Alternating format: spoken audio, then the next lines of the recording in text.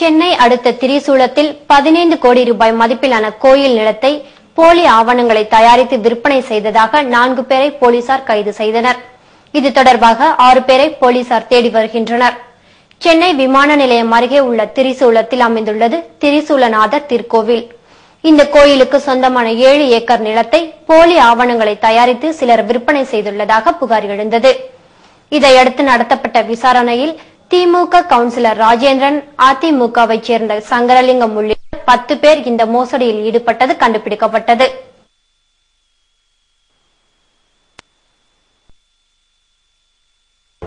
அருள்மிகு திரிசூலநாதர் திருக்கோயில் திரிசூலத்துல நான் ஈவோவா இருக்கேன். அங்க இப்போ சமீபமா ஒரு 15 நாளா ஒரு 1 மந்த் முன்னாடில இருந்து இப்போ ஒரு புதுசா குடிசை எல்லாம் போடுறாங்க. ஒரு 2-3 குடிசை போட்டிருக்காங்க.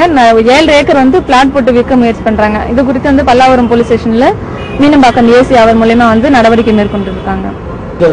சுமார் 15 கோடி ரூபாய் மதிப்பிலான கோயில் நிலத்தை போலி ஆவணம் மூலம் விற்பனை செய்ததாக பாபு, வீரகுமார், பன்னீர், பழனி ஆகிய 4 பேரையும் போலீசார் கைது செய்தனர். மேலும் 6 பேரை போலீசார் தேடி வருகின்றனர்.